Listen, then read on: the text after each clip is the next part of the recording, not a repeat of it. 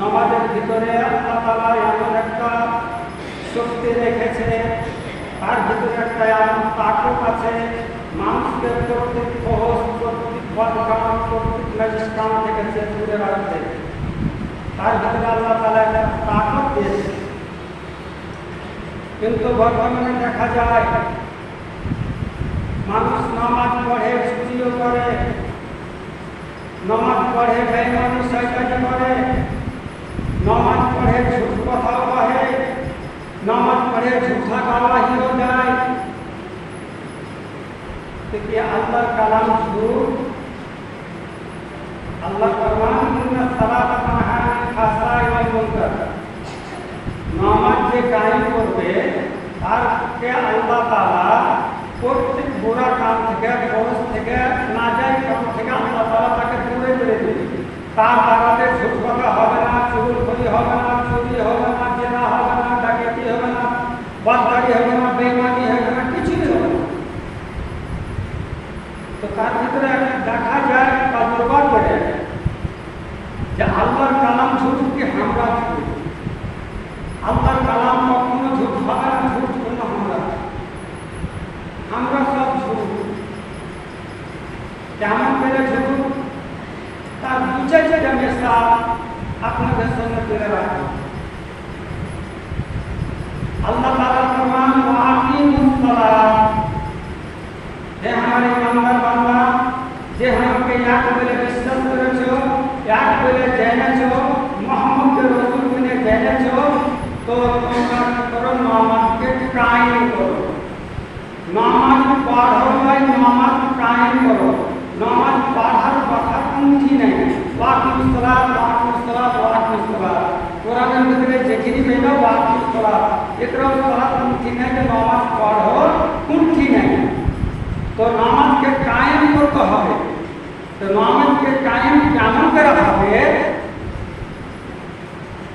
তো আর লেগে কিছু আল্লাহ তাআলা শার্ত রেখেছে, কিছু আরকান রেখেছে, তাকে পহলে পুরা করতে হবে। তার লেগে কিছু শার্ত আছে, পহলে শার্ত পুরা করতে হবে। শার্ত পুরা করে বাদে তখন নামাজে যখন খাড়া হবে তখন তোমার উপর আরকান আছে। নামাজের ভিতরে 10টা আরকান আছে, তার ভিতরে একটা যদি ছুটে যায় তো তোমার নামাজ কায়েম করা হলো না, তোমার নামাজ হলো না। একটা ছুটে যাবে। তার আগে যে 6টা বা 7টা শার্ত আছে, তার ভিতরে একটা যদি ছুটে যায় তো তোমার নামাজ কায়েম হবে না।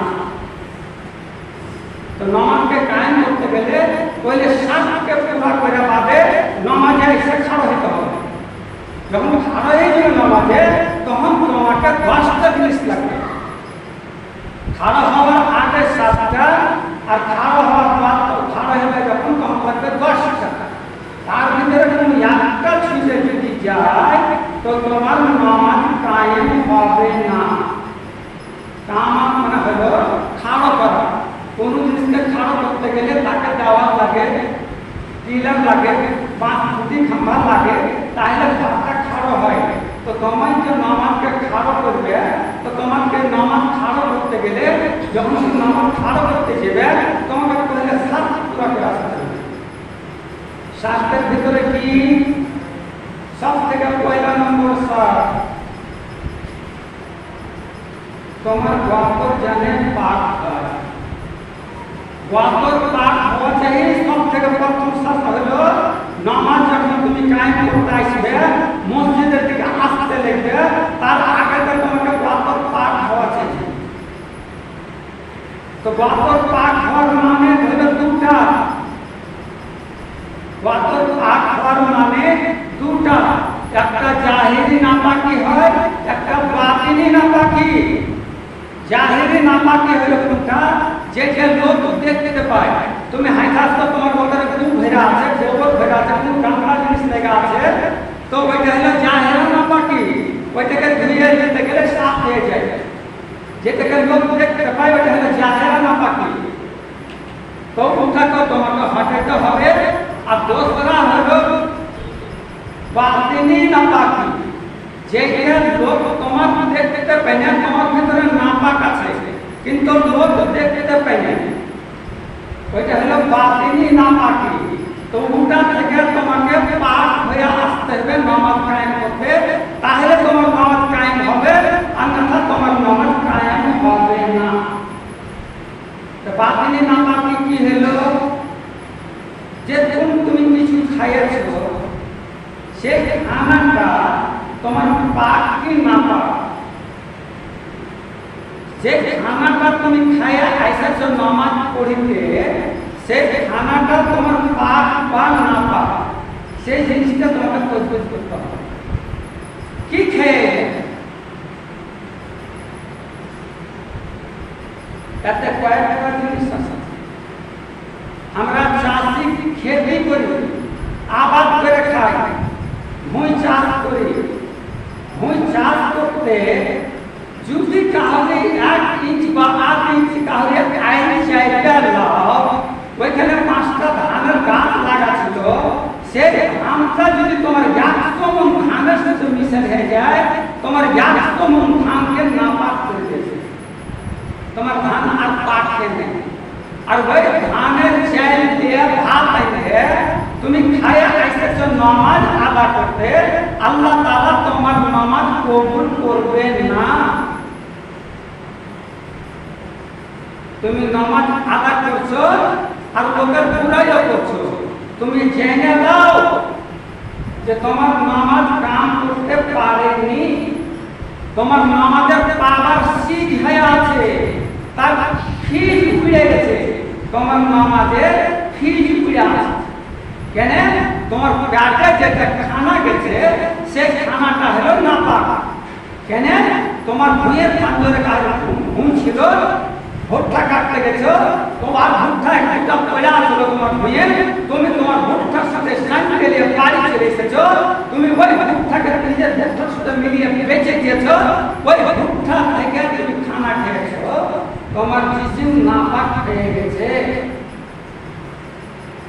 ও জিসমে ও বাদানে তোমার আল্লাহ তাআলা ইবাদত কবুল করবে না যখন তুমি পাক না হবে। পাক হবে কেন করে?